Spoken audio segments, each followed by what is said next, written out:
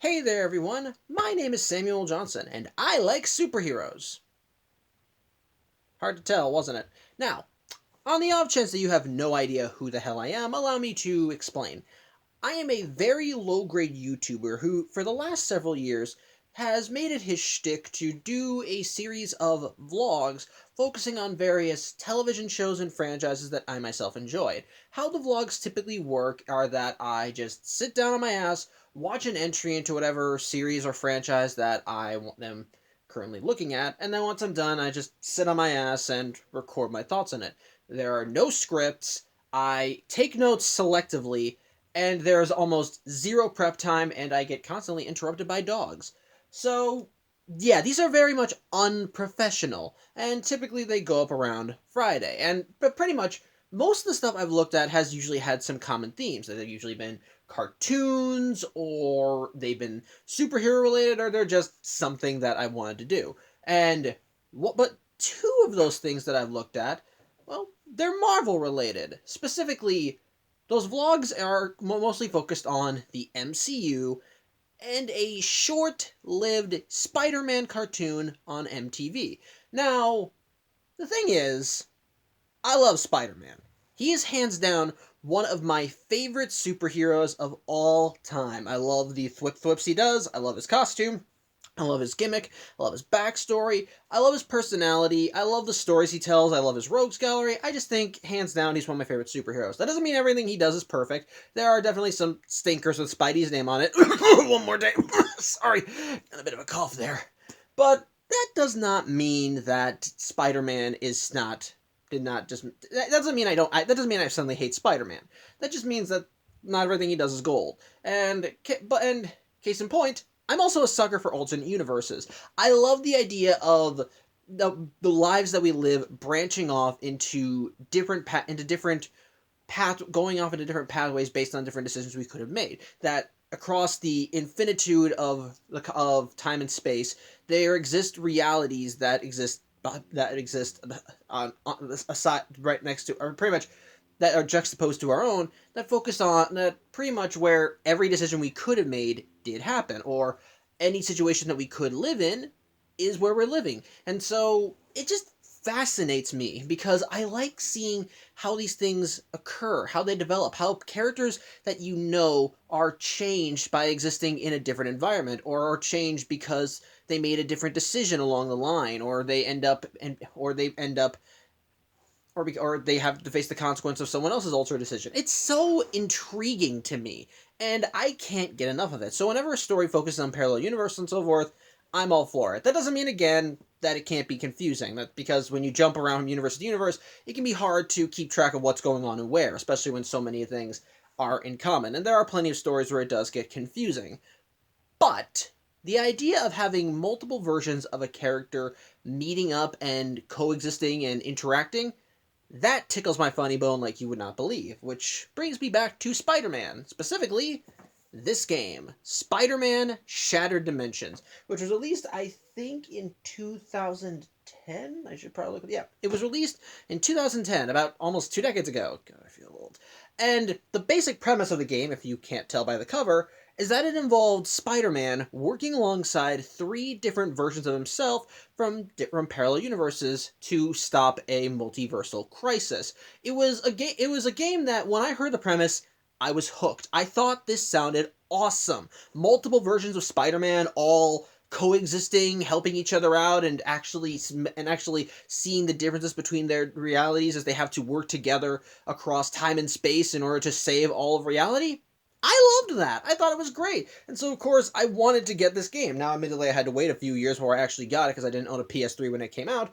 But I did play the DS version. I thought it was fine. I got the console version. I thought it was fine. I thought it was pretty good, too. Now, overall, I thought it was great. But the thing is, it also made me want something else. Because, yes, it was cool that we had 4 different versions of Spider-Man working alongside each other. But what would happen if more joined in? What if, instead of 4 Spider-Men, we had all of them? What would happen if we gathered as many Spider-Men from across the multiverse together and put them in the same room, what would they do? What would constitute bringing them together? How would they react to it? And how would they move forward? I was intrigued about this, and because of that, I wound up seeking out as many tales of alternate Spider-Men that I could find. It tickled my funny bone. It tickled my nerdy funny bone like you would not believe, and I just wanted to keep seeing it because I kept wanting to see these different Spideys, them all going together. And there were a ton of different Spideys that you could find. They were all intriguing. There are plenty of stories that you can find that, if you look hard enough, are very different. Excuse me one sec. Sorry about that. Anyway, and but the thing is, one of the writers for Spider-Man Shared Dimensions actually agreed with this with my train of thought. I mean, we never actually directly interacted. I barely didn't even have social media back then. But there was one of the writers, Dan Slott, had another similar idea, and pretty much wondered what would happen if multiple versions of Spider-Man, not just a handful, but almost every version, came together. Which is where we get to the topic of today's vlog. Because today, we're going to be looking at the fruits of that thought with, well, Spider-Verse. Now, odds are, if you know Spider-Man, you probably heard of Spider-Verse, because, well, the story has intrigue to it. Bringing together multiple versions of Spider-Man to face a common threat, that's awesome. And there have been stories that have done that before, and this comic itself has even kind of sort of been adapted into a movie with Spider-Man Into the Spider-Verse, hands down considered one of the best Spider-Man movies of all time. Excuse me one second. But, so, as a result of this, the idea of Spider-Man meeting multiple versions of himself is now nothing new.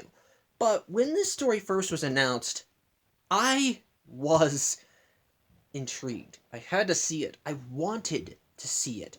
Because, quite frankly, sorry. Anyway, as I was saying, the idea of the book intrigued me to no end. Now, there were things about it that did make me a little bit wary, especially considering how things went down in the story, but my interest never died. I wanted to read the storyline. I needed to read this storyline, and as a result, when an opportunity to finally wet my whistle, so to speak, arrived and I started ordering these books, I dove right in. I was more than interested, and the thing is, while I did find myself liking the initial storyline, it didn't stop, because, well, Marvel discovered that many people seem to like the idea of having multiple versions of Spidey in the same room, and as a result, sorry, dog right there, as a result, as you can see by this stack here, they kept going with it, and they kept doing more stuff with it.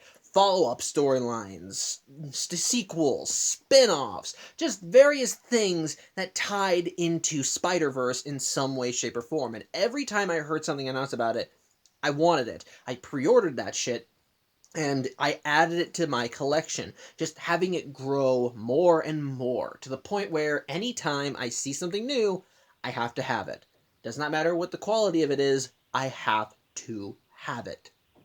Which is what brings us to today, because as of the time I'm recording this, there are more Spider-Verse stories kind of in the works. At the time that I finish this, or the time that I'm recording this, they've recently just finished a new Spider-Verse storyline called End of the Spider-Verse, which is supposed to be going on in a new Spider-Man book. I already pre-ordered that trade and definitely can't wait to read it. But on top of that, this summer, they're also planning to do another verse event that's centered on Venom, and I definitely want to read that. I'm intrigued. And I've already pre-ordered books for that. On top of that, and hell, even next month again, at the time I'm recording this, Marvel Voices is going to be doing a comic that focuses on more Spider-Verse stuff, including characters from comics they introduced. And with all this in mind, it made me a little nostalgic. I wanted to reread these books, and as I was rereading them, a thought entered my head. Could I do a retrospective on these books? And while it was something I was wary about, because I've only usually done like vlogs on cartoons, movies, and so on, it was something I was a little open to. So I wound up taking the thought to my Twitter and saying, hey, if I did a vlog on the Spider-Verse comics, would anyone be interested? And people seemed to want it. And as a result, here we are now. So I've decided that I am going to be doing a new vlog, a side vlog, so to speak, focused entirely on the Spider-Verse comics. Now, before you start wondering how things are going to go, here are some ground rules. The first rule is I'm going to be focusing on mostly the trades. I'm doing this because, well, the trades are what usually contain most of the essential story elements, and that's kind of how I read them. So while there are books that have been published that bear the Spider-Verse name, I'm not going to be looking at all of them, so I don't plan to look at those. So stuff like, say, the Spider-Geddon Handbook, or the Unlimited Spider-Verse comics online, those are not going to be touched upon. So if you like those things, sorry. Secondly, it's just comic books, so I'm not going to be looking at the Spider-Verse movies. Though I have my own plans for the new stuff with the Spider-Man movies, so that will get eventually looked at, but it's not going to be part of these specific vlogs. So there you go. Another rule, I am going to be looking at all the books as you see here. I'm going to be doing them top to bottom and front to back. So this means that for any books that have like tie-ins, I'm not going to be looking at the tie-ins until after I finish the main story. So sadly, that also means that some stuff like, say... So pretty much that means if there are some stories that rely on tie-ins or plot points, well, we're going to have to look at those plot points after I finish the main story. So if that irritates you, I apologize, but...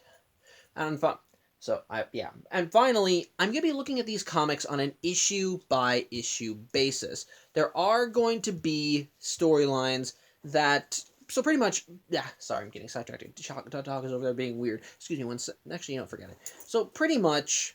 I'm going to be looking at the... So basically, I'm not going to be looking at, like, trade by trade. I'm not going to be looking at multiple issues per video. It's going to be one issue per video. So some of these books are going to take longer to get through than others, but it is a pace that I want to work at, which means some things are going to go a little slower. It will mean I'll be giving individual thoughts in each issue, but once I wrap up a storyline, I will give my thoughts on that storyline before moving on, and so on and so forth. And finally, to kind of wrap things all up, because this is a vlog that am a little unsure of, I'm just going to say I'm going to try and test the waters. This vlog is not just to look at Spider-Verse, but also kind of test the waters if I want to do vlogs on comic books at some point.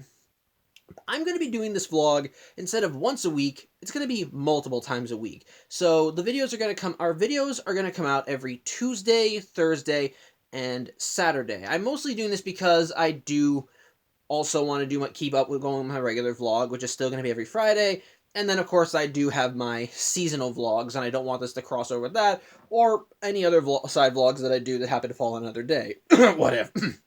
So pretty much, I want this to just be something that I do every other day. So there are going to be some weeks where I'm going to be posting multiple videos over the course of a few days, which might tire me out a little or annoy people, but it's going to be kind of how it is. So if what I've told you sounds interesting or makes you want to check it out, then I hope that you will join me. But if you're not, that's totally fine. Like I said, this is mostly kind of an experiment too, because I've never looked at comic books before as part of the vlogs. I read them regularly, but I've never talked about them like this.